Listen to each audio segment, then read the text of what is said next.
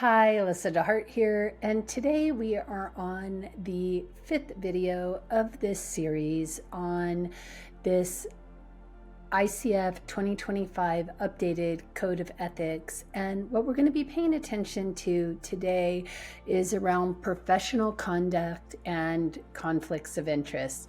So let's get into it.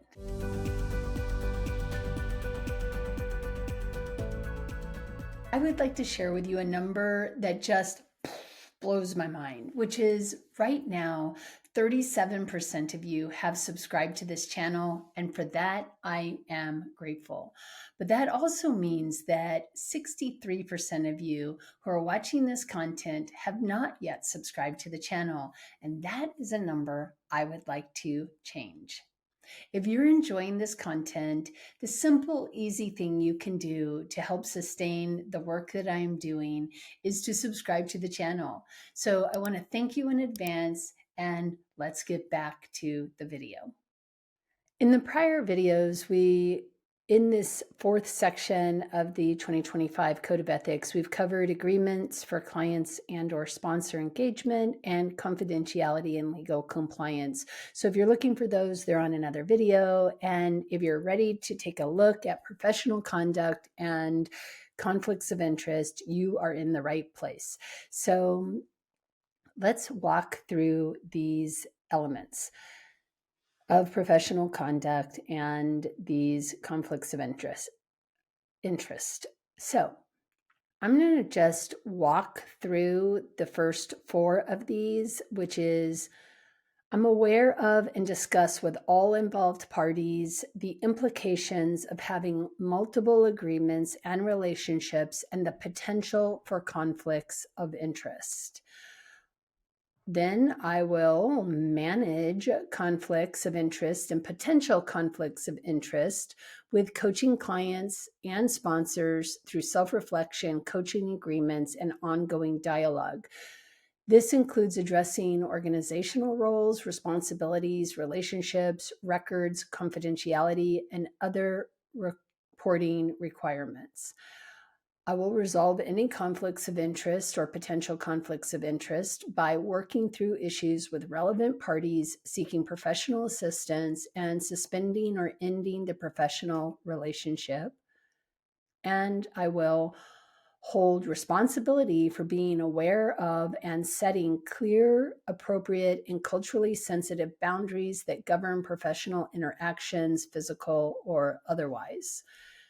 The second element of this particular professional conduct and conflicts of interest goes in then to maintain fairness by being aware of my biases and addressing them so that I do not discriminate towards others based on race, color, gender identity, sexual orientation, socioeconomic status, age, spiritual practice, ability, and other groups, classes, and categories of human difference.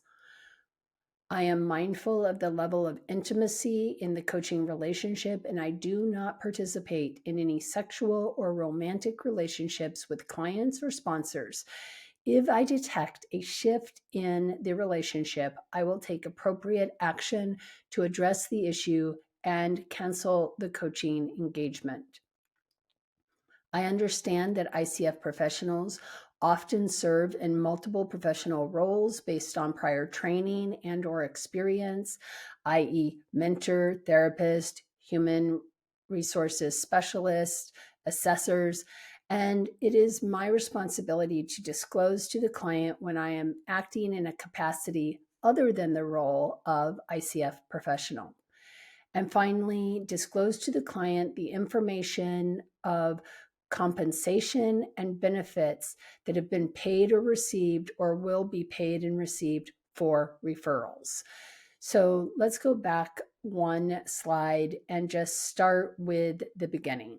So I am aware of and discuss with all involved parties the implications of having multiple agreements and relationships with the potential for conflicts of interest. This is something that often happens within an organization. Let's say you're a manager. Let's say also you're in human resources. Let's say you're also coaching within the organization. You're an internal coach. This can be a very muddy place to be. Maybe you're also a person's manager. It is incredibly difficult to coach anybody that we have a bias for a particular outcome. So if I'm in sales and my direct report has a number they need to meet, I'm never going to really truly be able to coach them. I might be coach like with them, but it's going to be hard for me to coach them because I have an inherent desire for a certain outcome. And in and of itself, that isn't coaching. That is a different role, maybe mentoring in that particular case. It can also happen in the private sector if you work for yourself. And let's say you have a student who's been in some of your courses that you train, and then they say to you, I think that you would be a great coach for my child. Now, the child could be 8 or the child could be 38. It doesn't matter. The fact is, now all of a sudden we have a potential for some form of conflict of interest. Is my interest on the student who is in my course? Is my interest for the client who is now the thinker that I am working with and my client? Or is it that the parent might be paying for this child to be coached? I mean, it starts to get pretty complicated pretty quickly. So this is around really having clarity, especially between you, the sponsor, and the client. So kind of thinking back to our agreements from the last video, we want to be really clear about what are conflicts of interest, where they might go awry, how we might handle them should somebody share something. Like, what if a mom knows something about a kid, even though they're 35, shares it with you, and now you have this information? What are you going to do with it with the client thinker that you're working with? So these things can become complicated quickly. And so having a lot of agreement setting and also dialogue transparently about these conflicts. I did recently have somebody who asked me if I would coach their adult child. And I said, I'm very hesitant to do this for all the myriad of reasons I just shared with you here. And I am not sure that I'm comfortable being their coach. What I am comfortable with is giving them a free consultation. And what we can do is see if we can find if coaching one is even the right avenue for them. And if it is, finding them somebody who they might really like and resonate with. So I was really transparent and clear about the concerns that I had about the potential conflict of interest that was going on. And I choose these sorts of things like that to not get involved, mostly because I do not want to have a conflict of interest where all of a sudden I have an issue of confidentiality because now I know something that the other person might wish they knew too, but I can't release that information, or vice versa. The parent tells me something about the kid and I don't want to blow up the relationship or make them feel judged. So it just becomes very sticky in a not good way. This isn't like a sticky outcome where they really own it. This is like a mess that we are then have to kind of very delicately navigate through. This really brings us to how are we going to resolve conflicts of interest or potential conflicts of interest by working through the issue with relevant parties. So I kind of think about my life in this way, and you probably think about your life in a little bit different way than this, but this is how I do it, which is what are conversations that I'm even interested in having versus conversations that I'm not at all interested in having. And so if this particular choice is going to take me into a conversation I really don't want to have, I see it as a conflict of interest that I don't want to get involved with. So again, this could be having a conversation with, in this case, the manager, the human resource department, us, the thinker, and maybe the thinker's, head of department. Who knows who all has to be involved? Or it could mean the mom, the kid, and you having a conversation to get really clear about what this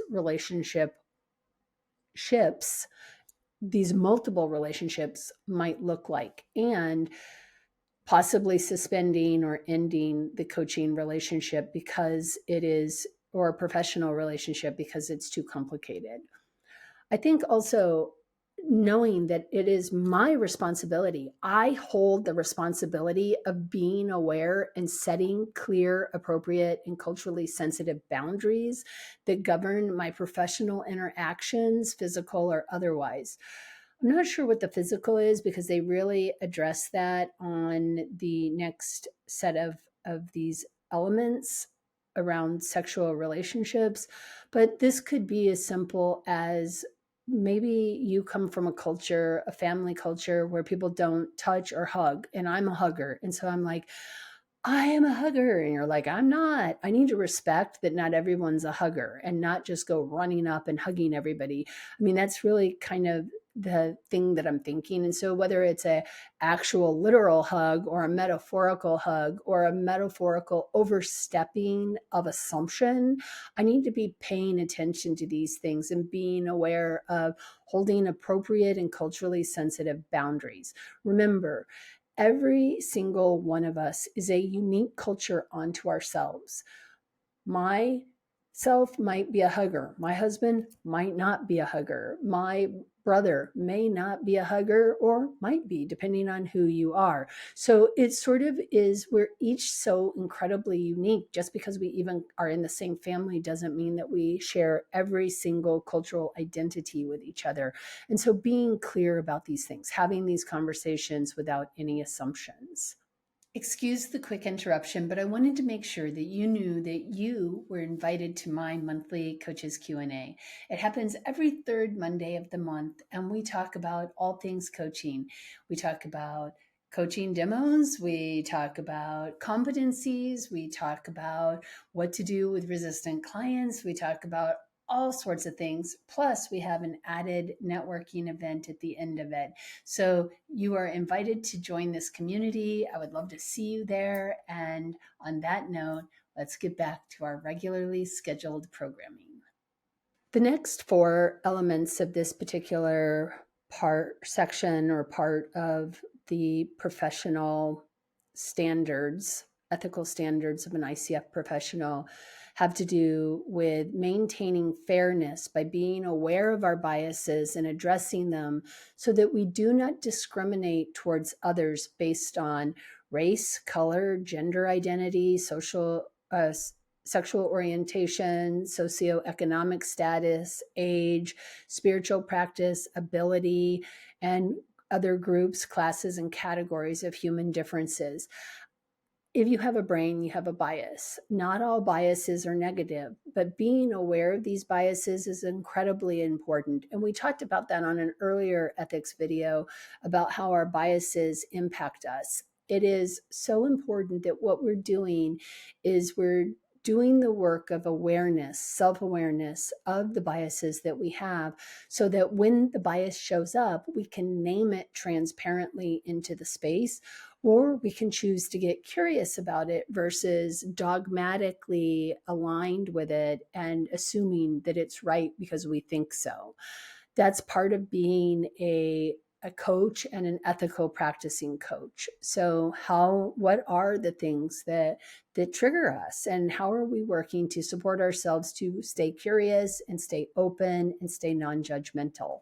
That's a big part of the role of a coach. Then we look at 3.6, and mindful of the level of intimacy in the coaching relationship. I do not participate in any sexual or romantic relationships with clients or sponsors. If I detect a shift in the relationship, I take appropriate action to address the issue or cancel the coaching engagement.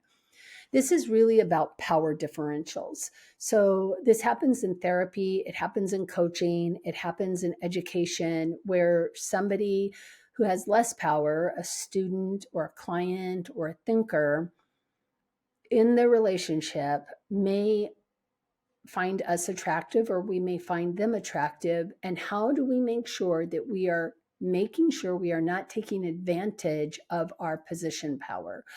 And so intimacy and sexual romantic relationships are really, they create a weird complication. So again, if you don't want to have a complicated conversation about something, Don't jump into an intimate relationship with a thinker client or with their boss.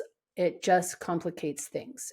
Either end the relationship that you have so that it can be clean. There was a question that came up on one of the exams that had to do with, the client comes in. This is one of the scenarios I created. The client comes in and they're talking badly about their boss who they really don't like, but they don't know that that boss is your friend. So this would be an example of also like mindful of our relationships. So in that particular case, you had four choices, and I believe one of them was be transparent that you have a relationship with this person, but that you're not going to speak about this. But you don't want somebody to be blindsided. I just talked really badly about my boss, and I just found out you're best friends with my boss. Now I feel uncomfortable. So it's about a lot of heightened awareness about how these things may play out with other people, and protecting the client's sovereignty and agency and autonomy and safety. That's a big part of what these conflicts of interest, taking a look at them, and our professional conduct is about creating a really deep degree of safety. So, people get fired for having relationships with the people that work for them. They get fired for, I remember when I was working as a social worker, one of the social workers had a relationship with one of the people they were investigating for child abuse and allegations, and they got fired. I mean, these things can really compromise your professional standing. So pay attention to that. Also, recognizing that as an ICF professional, we may have multiple roles that we are navigating. I may be a coaching supervision partner. I may be a mentor coach. I may be a coach. I may be an instructor. I may be just a friend having a conversation with you. But I'm straddling a lot of different ways of being in relationships.